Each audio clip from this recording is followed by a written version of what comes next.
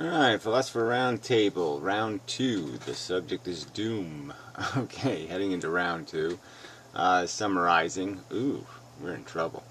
Yeah, is there any good news? Is there any real potential to overcome the dilemma of our nature and the complexity of finding a purpose that's a little more elaborate than I need, I want, and chase satisfaction, and that just won't work in a world of maliciously opportunistic technology that can blow the world up, kind of thing.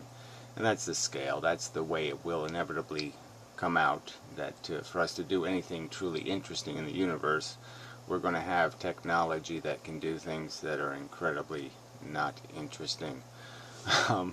So anyway, I would argue that the only solution to the dilemma of the violence versus technology problem is to control human behavior, to limit their access to technology, to create a controlled environment for human beings to live in, and whether it be some kind of natural paradise where machines and whatnot create a little, Garden of Eden for the humans to live in, a little bubble world of sorts, control reproduction, control climate, control everything.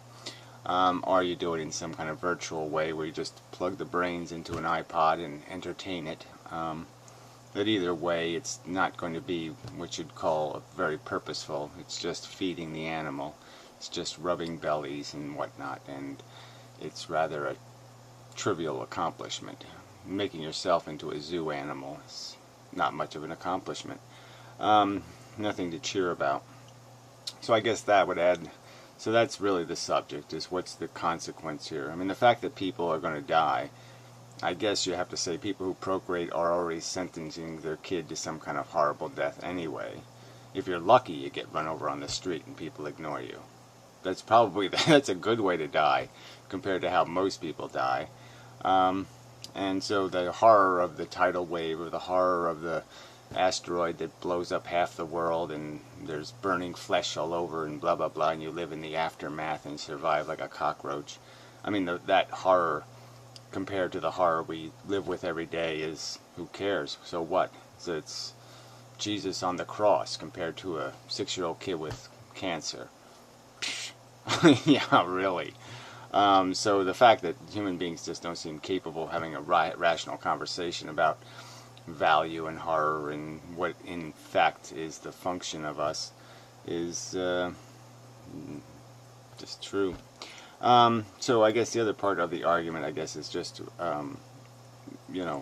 what's going to be the eulogy, so to speak, if there was an intelligence left behind that, let's say, could write the book and then off itself or whatever. What's the book of life on Earth? What's the eulogy? It's going to be over in less than, let's say, 1,000 years. It's going to be over. What's the eulogy for this little game played on planet Earth? Might be interesting to try writing that. Just because that's where the real meaning of this doom lies, is in the fact that there's not going to be any Star Wars adventuring. There's not going to be any cosmic consciousness. You can't take the visceral animal, the stupid ape that makes life rich at all, the hunger, and transport that into the center of a black hole and make a super consciousness. Because it won't be that super. It'll just be a hungry, nasty monster.